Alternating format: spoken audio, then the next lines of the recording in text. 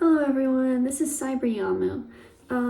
So I'm in university and I'm taking a psychology kind of class, which is about, clinical disorders, and I got to choose a disorder to present on, and I decided to present on schizophrenia. And I think that everybody expected me to do kind of a more clinical sort of presentation with just the symptoms and like support networks, but I decided to get a little experimental with it, and I think that this channel could really like it, so I'm deciding to present it to you guys too. So my presentation is on schizophrenia, stigma in adolescence, a schizoanalytic and accelerationist perspective. Let's get into it. Alright, so first of all, schizoanalysis.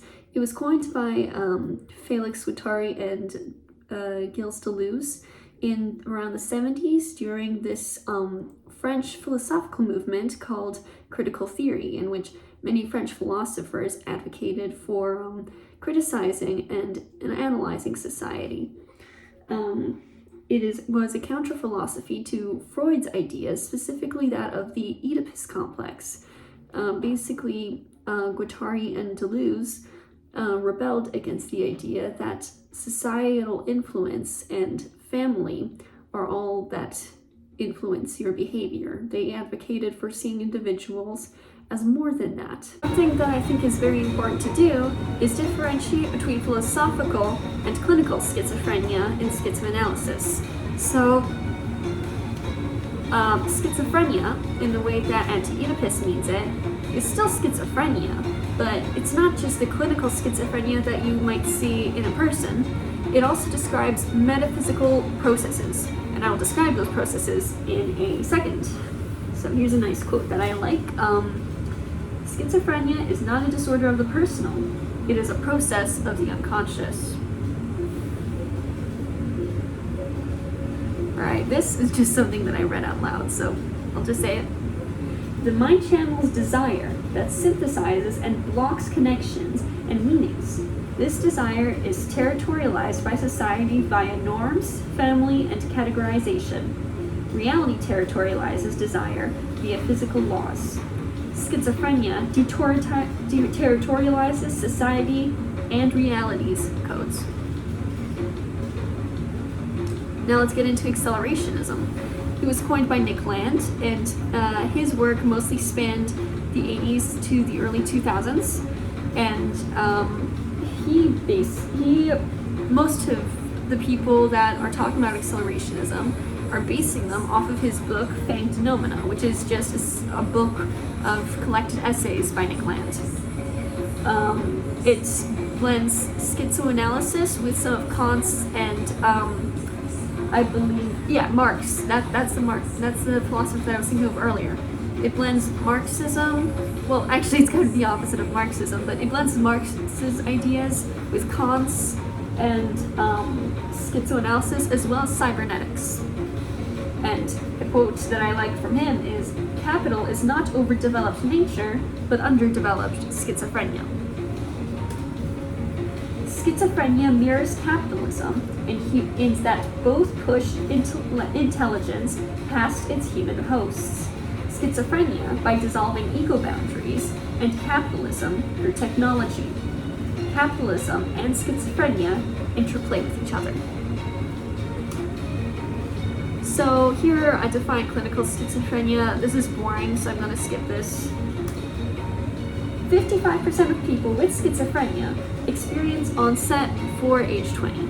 Now, I had to make it about adolescence in some way or another. It was kind of complicated, but so I forced some adolescent narrative into this, but I don't think it's too bad. I think I did what I could with it. Okay, so here are some risk factors for developing schizophrenia in adolescence that contribute to it. There's rapid biological, emotional, and intellectual and social development during the adolescent years. There's also identity formation, which we can take from Erikson's stages of psychosocial development. There's high stress with the fact that psychotic episodes are usually triggered or often triggered by stress, it makes sense why schizophrenia would often onset in teenage years. There's also substance use. There are some statistics on teenagers and substance use, but basically we all know that teenagers often get into drugs and alcohol. There's also irregular sleep, which can also heavily contribute to psychosis. So, there are many different ways that we can think of schizophrenia in adolescence as, and the first is as rebellion. So, we can visualize schizophrenia as unconscious rebellion against intense societal coding during the adolescent years. I mean, think about it. Those are the years where we're expected to get a job, start fitting in socially, start acting more adult-like, figure our lives out, and it's very much about conformity at those ages because, I mean, in adolescence we're so desperate to fit in with our peers, right? So very heavy societal coding, and it's normal to feel left in the dust and all that. So we could think of schizophrenia as an unconscious rebellion against all the coding that society is imposing on us. And there's also the fact that in Paul Neal's schizotypy theory, people with high schizotypy are more likely to have contrarian or nonconformist thinking, feeling of uniqueness or specialness, or suspiciousness and paranoia. Also, people with schizophrenia tend to score lower on agreeableness in the Big Five. Now we can think of schizophrenia as identity formation. So during adolescence, we are trying to find our identities, right? Well, schizophrenia kind of provides an identity in a strange sort of way, in that, like I said, it rebels against the codes set by society, but also it allows one to explore themselves in a context outside of socially acceptable ways. So, for example, you can explore yourself as a prophet, or as a devil, or as an alien. You know, with schizophrenia, you can be anything, and it's very dangerous, but can also be quite intoxicating because anything can be real to you, so you can be anyone. It also often provides a feeling of uniqueness and specialness. You know, I am the chosen one. I am the one who must do this. I am the one who must change the world. It can be, it can feel quite good, honestly. Here's a quote from R.D. Laing in his book, The Divided Self. The individual, in the ordinary circumstances of living, may feel more unreal, more divided, more falsified, more deprived of his self, the more he is adjusted to a social world, which is itself split and schizophrenic. Then there's schizophrenia's understanding. Now this one is very simple. Schizophrenia makes you feel like you understand things. And when we're adolescents, you know, we're stepping into the adult world, and it can feel very confusing. And it can feel like we don't really know anything, and people tell us as such very often. So it would make sense why people might feel drawn to a state of being in which you feel like you understand everything. Then there's schizophrenia's experimentation. You know, you can, like I said earlier, you can experiment with different roles. You can also just experiment with different realities. You know, teenagers are more likely to experiment and do potentially risky things. But schizophrenia also drives you to do things that maybe you would have never thought of doing before, like, you know, deciding to live in the woods, or screaming at people on the bus, or trying to start a revolution. You know, these things don't usually end very well, but it is true that it allows you to do things that you otherwise would never even think of doing. And that can actually be, you know, oddly enriching in one's life. Then there's schizophrenia as adaptation. So, this is where Nick Land's ideas come into play a little bit. So, technology fuels its own development. And that's the accelerationist concept of techno-capital. This means that as technology advances, societies change faster and faster. You know, the growth is exponential, not linear. And both schizophrenia and techno-capital are revolutionary. You know, both take the existing reality break it apart and turn it into something new. And there's also the fact that living in an urban area or environment makes you a lot more likely to develop schizophrenia. Well, I don't know if a lot more likely, it just makes it more likely. How's that? And over here it's just, I think it's hard to see on video, but it's just a graph of, how technology has progressed in recent years. Then, oh, this is just a continuation. Here's a quote that I like from The Technological Society by Jacques Ellul. This, I believe, was another thinker in the critical movement in France during the 70s and 60s.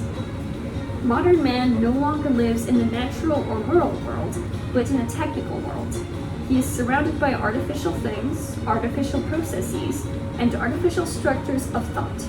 His inner life is not adapted to such a world, and he suffers from the dissonance.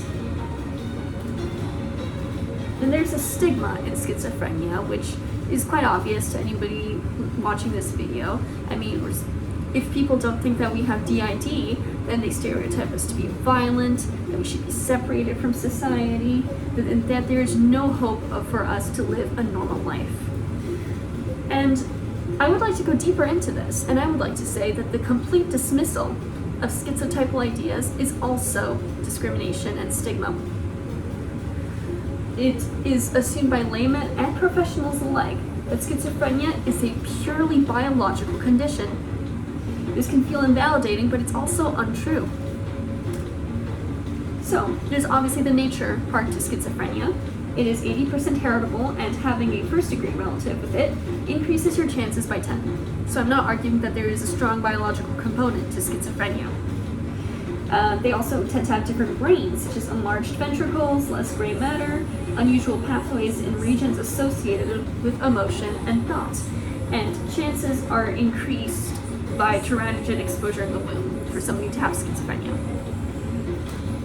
But there is also the nurture aspect of it.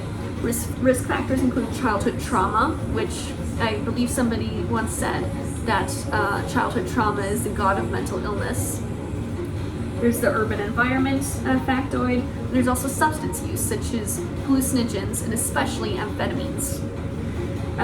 There are multiple psychiatrists that argue that schizophrenia has a strong societal component, such as Felix Guattari, R.D. Laing, Thomas Schasch, and David Cooper.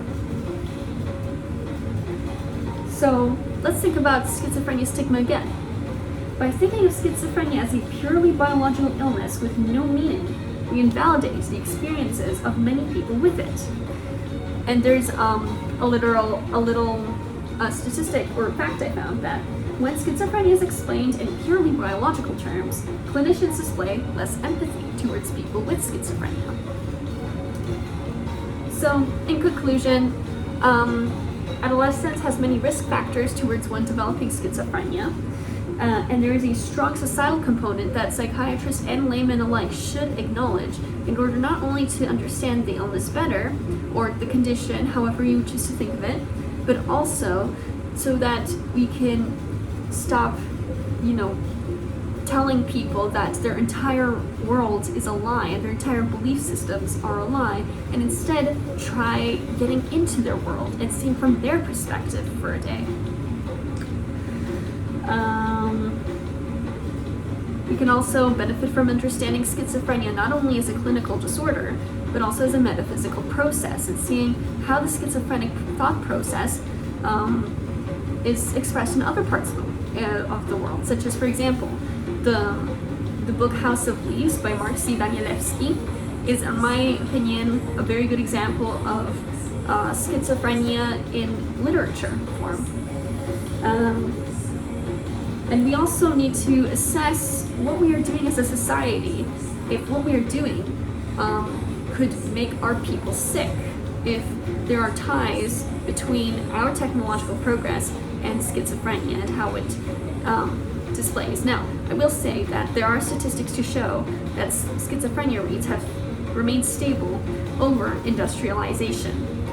However, schizophrenic themes nowadays, schizophrenic delusions, often have themes of technology nowadays, such as the government putting chips in us, such as cameras, microphones, like wires, And I think it's very interesting, and I think that we should assess what that means, honestly. I think that schizophrenic delusions reflect time periods, such as, for example, in medieval times, let's say they might have delusions about the monarchy. I don't know what happened during the medieval times. I slept through history class, but just as an example, I think schizophrenic delusions actually hold a lot of weight to them in a more metaphorical, cultural context. Thank you! So yeah, that was my presentation that I did in class. It was actually very well received. I received a lot of compliments about it. The professor liked it too, but about a week later I had to come visit her in a blood-stained maid outfit and explain that I was late to class because I had to check in with my homeless shelter to get a bed. So yeah, she probably has a pretty interesting view of me. And then I had to take a week-long break because I was hospitalized, and the doctor's note didn't say why, but I think she knew, especially since she could very easily look up the doctor and see that he is a psychiatrist. So yeah, thank you, Professor L, for still being nice to me. She actually sends me emails every now and then, just with resources, so that's very nice of her. But anyways, that was my presentation. I hope you guys enjoyed. See you. Cyberrealm out. Bye.